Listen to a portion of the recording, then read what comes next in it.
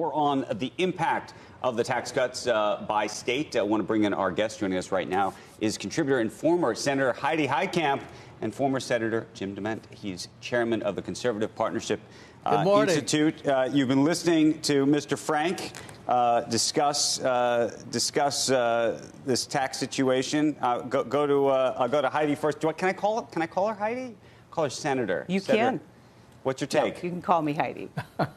What's your take on all this?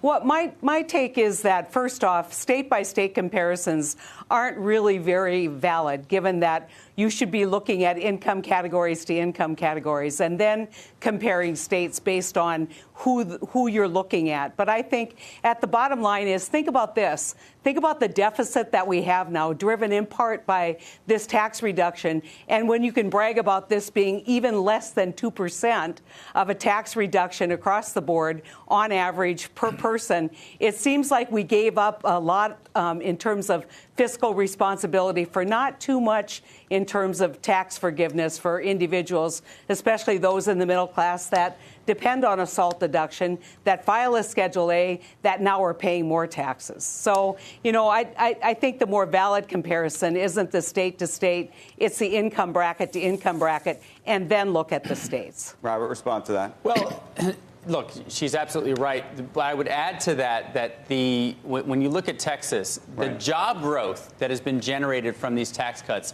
is just under 0.5%. So they estimate that of the 300,000 jobs that were added last year, a large percentage, at least in terms of growth, came from these tax cuts. So it is generating job growth, but more in these states, and many of them swing states, that could help the Republicans in the next election. Jim DeMint, do you think that this was done strategically?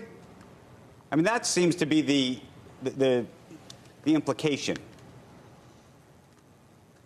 Well, federal taxes are almost a historic high right now, so the revenue is pouring in. That's not the problem with our deficit. But the tax law applies equally to all states. The difference is some states have high taxes, high state taxes, high property taxes, and you look at Texas and Florida, they have no income taxes. So what this new law did is it capped the amount that wealthy people could deduct from their federal taxes because of state and local property taxes. It's actually a very good thing, because what the former tax law did is it allowed rich people in states like New York or California to deduct a lot of their state taxes, and people from other states actually had to help them pay that.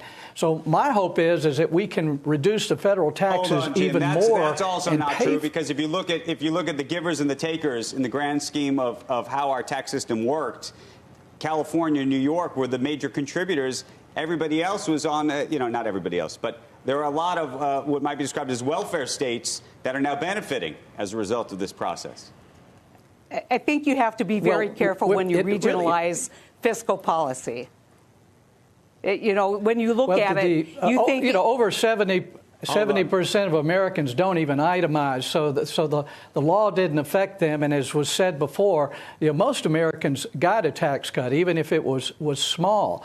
But for the federal government to have a tax plan that incentivizes states to have higher taxes is not a good idea. And I think the cap on the deductions is actually going to push states to reduce their taxes and be more fiscally responsible.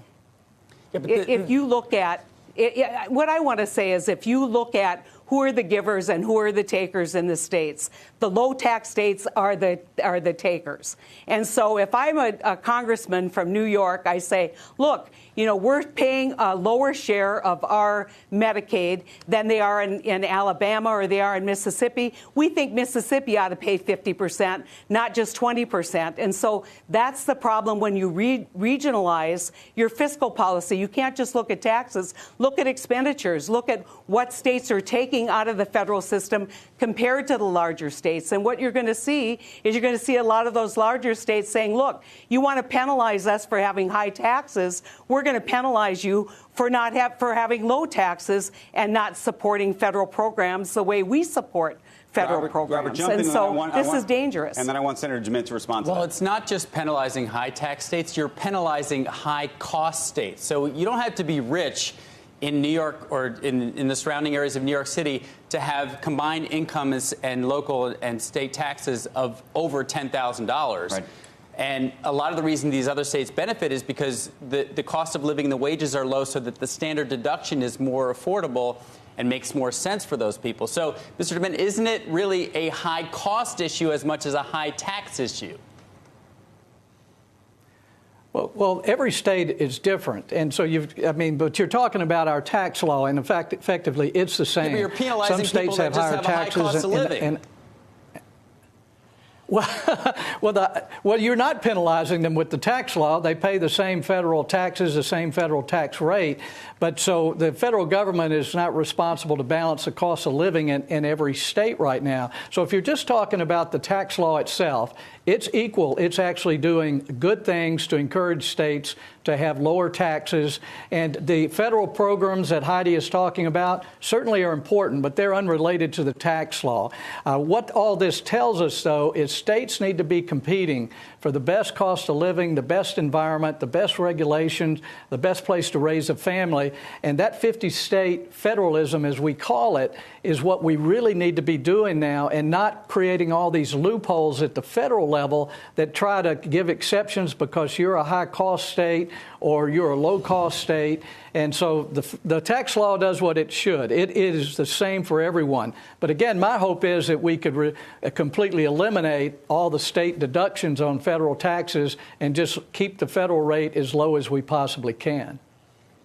I think the one thing that I would disagree with is that everybody's being treated equally. If you live in New Jersey and you have X amount of income over, let's say, $200,000, you're going to have a higher effective rate than you will in Florida. And so that you have taken the equalization out of your federal tax system, because high income tax or state tax states are going to have a higher effective rate now than if you live in states that don't have high taxes. Hey, Senator Heitkamp, before we go, do you see a day in which some of these high tax states like in New York and New Jersey, California, ultimately are forced to lower their taxes, and what that ultimately does to the tax base in those states? I think it's going to depend on the outcome of the litigation. Fleeing. Well, the states with no income tax have been the states that have been bringing people in from the high tax states for years.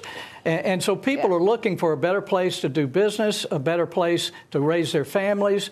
And so if we don't want these loopholes that give states like New York a chance to actually raise their cost of living. And a lot of the cost of living, like higher minimum wage and other things, are being forced by state policies. So I think there should be a competition between states, and the federal government should stay out of it and not create loopholes that benefit whether they be poor or rich states. You're not in favor of some of the minimum wage requirements that have been put into place, largely, by the way, responsible for the increase in wages in this country over the past year that the president's taken credit for?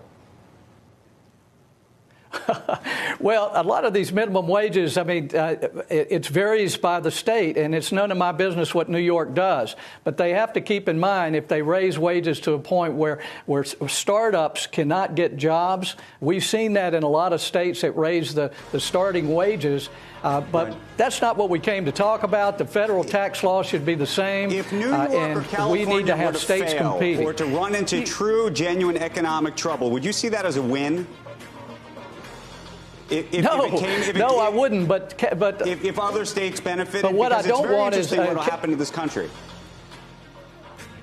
Well, California, Illinois, a lot of these states are getting close to bankruptcy. What I don't want to see is the federal government come in and bail out states who've not been responsible. And a lot of states need to get their act together on pension reforms and other costs. Right. There's a lot we need to do at the state level. Okay. And what we need to do is just push the power out of Washington and back to states and let them compete for the...